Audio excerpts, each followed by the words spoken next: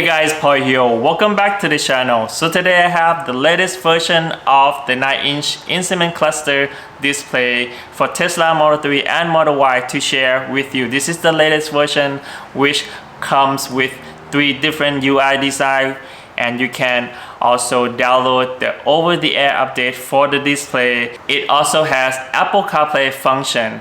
Most importantly, this display is really easy to install. It shouldn't take more than 30 minutes to install. Now you don't have to connect to that main MCU unit, which really hard to get to anymore. So in this video, I'll show you what comes in the box and step-by-step installation, and at the end I'll show you all the setting and how it looks in my Tesla Model 3. If those of you are new to the channel, don't forget to subscribe for more awesome contents like this, and also check out our new merch just right below this video. Now let's go.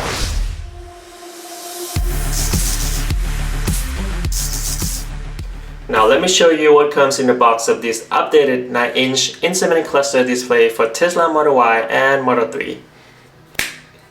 So these what came in the box. So the display itself and this really important device that came with this package. So this will help redirect the AC right in front of you. So because this display will block a little bit of AC in front of the steering wheel, so this will insert right behind the display. Then it will redirect the air to go on the side of the display. I really like this upgrade on this display.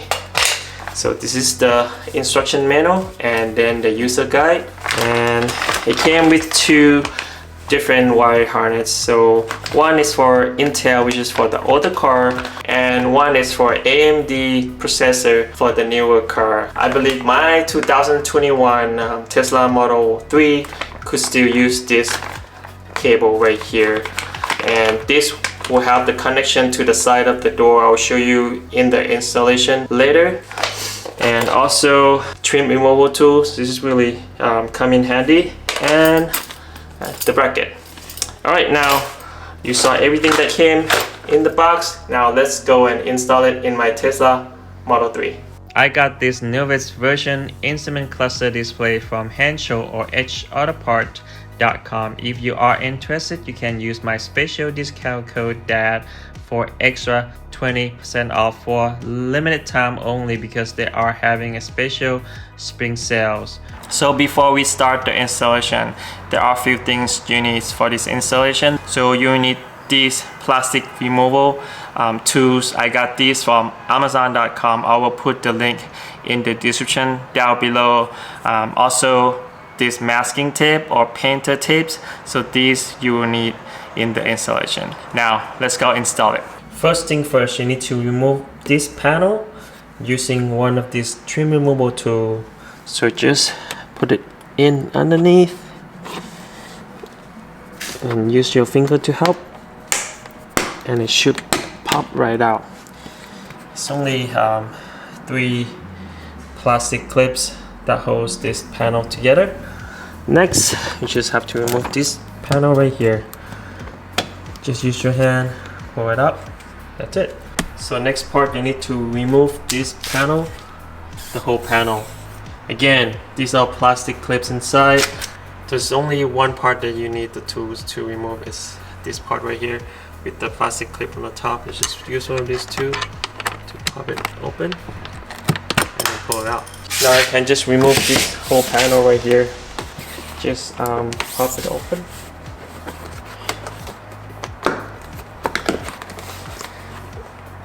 There. And just pull it this way. That's it. It's really simple. Okay, next step, same thing on the driver's side. Just pop open, use your hand to help.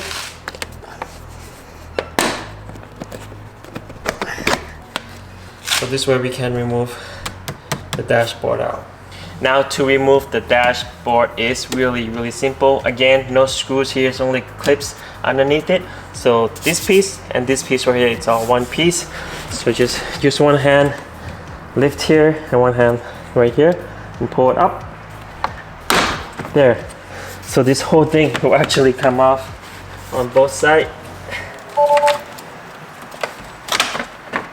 then you can just pull the whole dashboard up. Now we have everything out, the dashboard, the panel right there, and the side door panel on the passenger side. Now let me show you where the connection is. My car is 2021 Tesla Model 3 with Intel actually. So we'll test if we can use that connection into the underneath the glove box, which is the main MCU unit. But before we do that, let's turn off the power in the car first for our safety. Let's go down, go to safety, and then all the way down, and then power off. Then we turn off the power right there. Now let me show you. So as soon as you open it, you will see this blue connection plug right here. This open plug, nothing plugged into it. So this should be a data that the display can take the data from here and then display on the display. And this is the power. This white one right here, just right on top of it. We will connect to the power and the data. The data, we just plug it in. The power, we will have to, the plug came in like this, so we have to do a pass-through on the power. Let's plug in the power first. So you have to, after you turn off the vehicle, just unplug this one right here on the top, and then just plug in the wire from handshell instead, right there. And then now we get the pass through, so plug this back into the female from handshell, so we get that power pass through here. Now next step is to get the data. So this is should be the data plug that we can plug it in. So just plug in straight, pass through right there. Now let's test it with the display. Plug in everything before I actually install the display on the dashboard. So make sure it works first before you install everything. Now let's plug into the display and we will turn on the car and see if that works. So basically just blue to blue, and then plug it in, blue to blue, red to red. Now let me turn on the car. As you can see here, the display is operating right now, which is awesome. All right, now I know it's working. Let's install this display on the dashboard and we'll put it back on here. Now let's install the display on the dashboard. So first thing first, you have to count from, you see the slots right here. So this is the AC vent slot. So count from this one first and start from here, and then count 31, and then you stop, and then put the masking tape there. This is the number 32 slot. That's where you're going to put the first one in here. If you're not sure, just make sure, when you put it in, it's in the middle of the steering wheel column. So this is the steering wheel column cut out right here. Just try to put it on and make sure it's right in the middle. It looks good, then you just put the masking tape on. Let's put the cable in first. So these two cable should be the third slot from where we put the masking tape. That's the first cable, and then the last cable is going to be, let me see, the slot right here. So just try to aim and match it where the cable gonna go. So basically the next slot on the peg right here. Now we can just pull the cable in, and then just install it. After that, we just put the bracket on. You can see the bracket right here. So it should have a slot for those two cable. As you can see, a bigger slot on the bracket are for the cables. Then just put the screw-ins. Right, so screw-ins done, nice and sturdy. Now we just need to put it back on the dashboard of the car. Okay, so before we put the dashboard and the display back on, let's manage the wire first. So I'm gonna run the wire harness up from here. Make sure nothing's in the way when we close those, when we put those panels back on. There you go. Pull all the cable up so everything should be able to close now. So this is where all the masking tape will come in handy. So I'll use the masking tape to tape these cable down. Make sure it doesn't get in the way of the clips on here. So when we put the dashboard back on, it'll be a lot easier to put them back on. That's it. Now we put the dashboard back on. Okay, now let's put the dashboard back down, but don't press it yet because remember we have to connect the cable first. So I'm just gonna put it right there, and we'll go on the other side and then connect the cable to the display. Okay, now let's connect the cable to the display real quick. Then we can put the dashboard back on. There. Alright, after everything in place, just press it down. Don't like slam it. Okay, so first let's put this panel back in place first.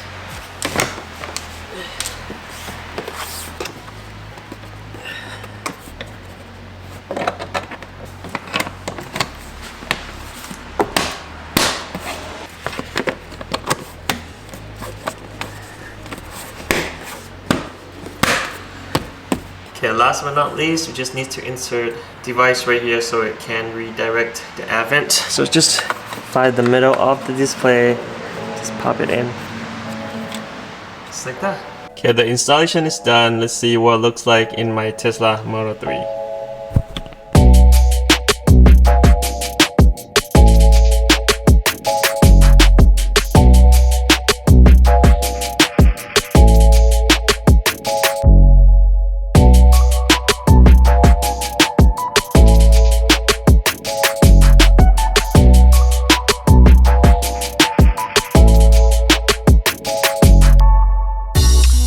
So it looks really good in my car.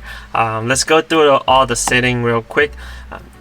Just to let you know, this, as you can see in the camera right now, it doesn't really happen in real life. So this only shows in the camera. Alright, now let's go to the settings. So to go through the setting, so this display is touchscreen. Swipe on the right hand side of the display, then this main menu will pop up. We'll go to the setting right here. Alright, as you can see here, the setting language, English, and then the time format. Then you can select your time zone and the temperature unit and call audio. So you can do the auto set or speaker.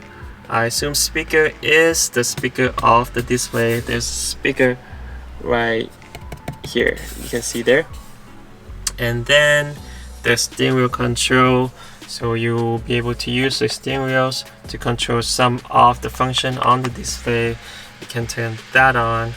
And then let's go to the display real quick. So you can choose the car, so the car color to, you know, to match your car. My car is white, so we'll just pick white. And the appearance, you can do auto, daytime, or night. So I'll just match the car if you select auto. Go back to auto. So see, auto, it's on the light mode right now, on the day mode right now. So we're just gonna match that. And this one has wireless, so it can do the over-the-air update on the display itself. And here's the connection mode. You can select between CarPlay, Android Auto, and CarLife. I'm not sure what CarLife is, but you can do both Android Auto and CarPlay. And the split screen, this is when you select the CarPlay, this will show. I'll show you later. And Wi-Fi setting, you can turn the Wi-Fi on, and then it should let you connect to the Wi-Fi. Let me do the setting real quick. Right, so the Wi-Fi is connected. Like I mentioned to you before, this display can do the over-the-air update. So, and also it has 3 different UI that you can choose from. So the default that I have when I connect it is this one. So basically it's really clean UI, really similar to what you see in the car. I really like that first UI, but you can change to the themes right here. So go to software and then go to themes. You can also check the update, but we'll go to theme first. It's checking the update, the theme. So you have 3 themes. So this is the classic. Classic is basically the first generation 9-inch display. That's the classic, and then they call this one is romantic. This is funny name that they choose. So this what it will look like. I'll change it for it, and then we'll show it to you later. So this is original. So I assume the default would come with original.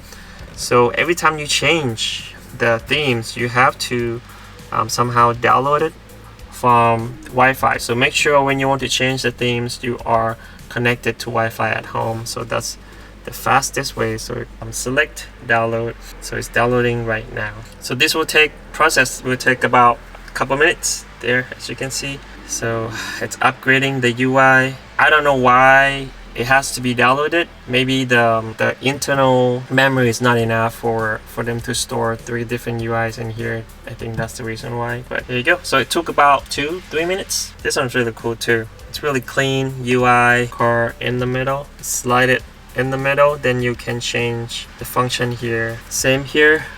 So this is the mile per hour, and this is the power. So this is charge and power on this side. Also show the percentage of your battery. Another reason I like this display is showing both the percentage of the battery and the miles, I mean the range in miles. So same thing, you want to do the setting, and then you can do all this setting again. Now let's try, I want to show you the classic UI. So here's the classic one. As you can see, I kind of like the classic one too, but I think I like the original one the best. Super clean, looks like an OEM that would, you know, come from the car. All right, let's change back. Okay, we're back on the original UI. Now let's try to connect to Apple CarPlay. Now we should be able to select the CarPlay by the steering wheel. So if I scroll up, then it should go to the CarPlay. As you can see here, you can go to General and then CarPlay, and then just select the BT link 2913, this one right here, and then just select pair, allow.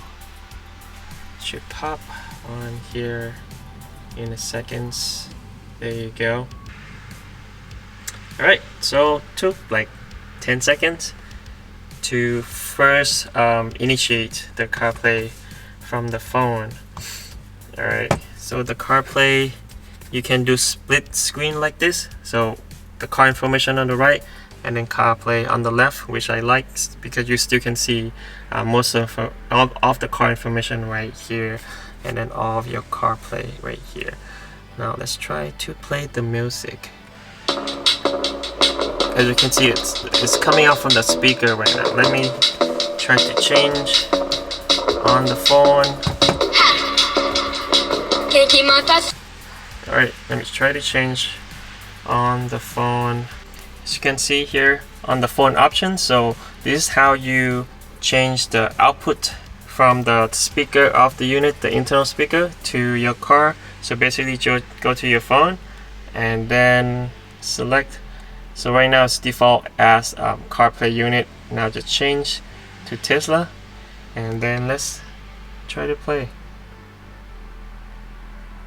As you can hear, now it's in the car now. Awesome. It's really simple to change the output of the unit of the sound output. So you don't have to go through here at all. So basically it's all on your phone. Alright, let's see what the new display looks like while I'm driving. So as you can see here, big speedometer on the right hand side and the car on the left. And this is the regen and power on the bottom right here. And when you are on autopilot like I am right now, the blue steering wheel will show up. Right. This one right here. There. So when taking off, disable the autopilot, that will disappear, as you can see. Okay, let's see what it looks like in the dark mode. I like the dark mode better because you don't see the edge of the screen, so it's like one whole piece black, and matches really well with the main display on the car. I love the design of this new UI so far. Probably my favorite one. Really nice and really clean, simple design. Okay, let's see what the other UI looks like while I'm driving. That's it. Alright, let's go and take a drive. As you can see, the actual car render or car design on this UI looks much better than the other one, the original UI. This one looks better. Let's see if I can change the color of the car on this UI real quick. As you can see, I changed the color to red. You can change all the default color on the Tesla color. There has to be Tesla original color. So there's white, red, black, midnight silver, and blue. Now let's see what it looks like in night mode. There you go. Looks much better. I think both UIs, I prefer night mode look better than the day mode or the regular mode. Both looks really good though. So much cleaner look on the night mode on this UI, and this they call it romantic UI.